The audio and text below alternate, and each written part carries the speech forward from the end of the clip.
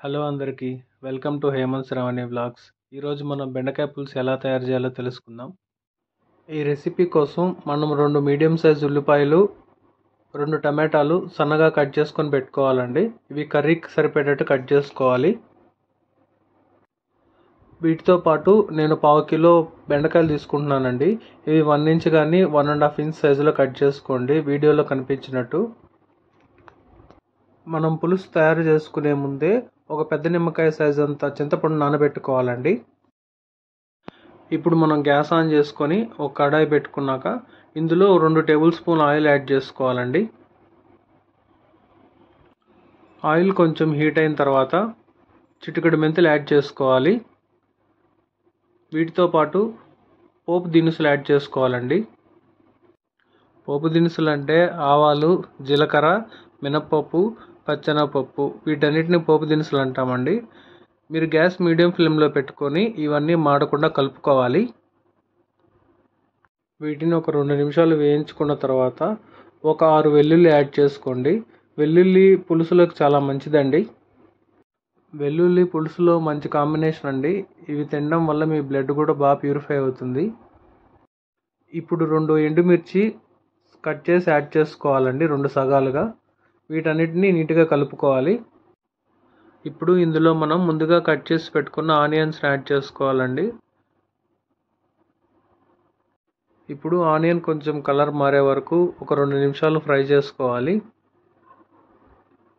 ఇలా కలిపిన తర్వాత ఇందులో మనము బెండకాయలు యాడ్ చేసుకోవాలండి. ఇప్పుడు ఇవి ఒక 3 నిమిషాల పాటు బెండకాయల్లో జిగురు పోయే వరకు కలుపుకోవాలండి. ఇలా కలిపిన తర్వాత మనం కట్ చేసి పెట్టుకున్న టమాటాని యాడ్ చేసుకోవాలండి. ఇప్పుడు టమాటాను కూడా మిక్స్ చేసుకోవాలి. ఇప్పుడు టమాటా కొంచెం మెత్తబడే వరకు కలుపుకోవాలండి. ఇలా కలిపిన తర్వాత ఇందులో కొంచెం కరివేపాకు యాడ్ చేసుకోవాలండి. ఇందులో 1 టీ స్పూన్ పసుపు, 2 టీ స్పూన్ల కారం యాడ్ చేసుకోవాలండి. పులుసుకి కారం కొంచెం ఎక్కువే పడుతుందండి, కాబట్టి కొంచెం సరిపడా వేసుకోండి.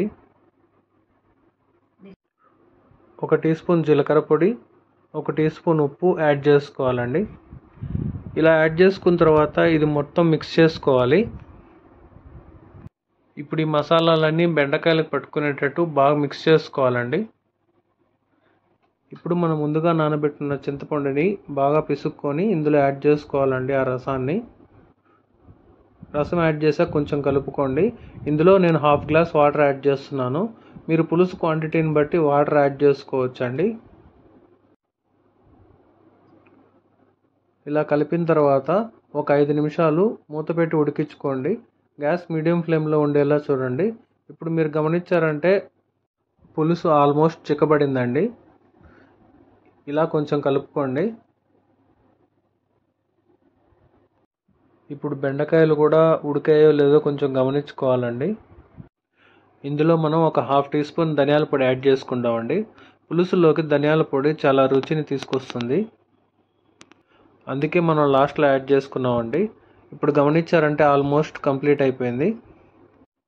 ఇప్పుడు ఫైనల్గా మనం సన్నగా తరిగిన కొత్తిమీరని యాడ్ చేసుకోవాలండి. కొత్తిమీర యాడ్ చేసిన తర్వాత గ్యాస్ని లో ఫ్లేమ్లో పెట్టి ఒక 5 నిమిషాల పాటు పులుసును మగ్గబెట్టుకోవాలండి. చూసారు కదా, మీకు వీడియోలో కనిపించినట్టు కొంచెం బుడగలు వచ్చే వరకు ఉడికించుకున్న తర్వాత లాస్ట్లో ఫైనల్గా కలుపుకోండి. ఇప్పుడు గ్యాస్ ఆఫ్ చేసి ఒక బౌల్లోకి సర్వ్ చేసుకోవడమేనండి. అంతే అండి, సింపుల్గా బెండకాయ పులుసు రెసిపీ ఎలా తయారు చేయాలో చూసారు కదా. మీరు కూడా తప్పకుండా ట్రై చేసి ఎలా వచ్చిందో కమెంట్స్లో మెన్షన్ చేయండి. ఇలాంటి మరిన్ని వీడియోస్ కోసం మన ఛానల్ని తప్పకుండా సబ్స్క్రైబ్ చేయండి. Thank you.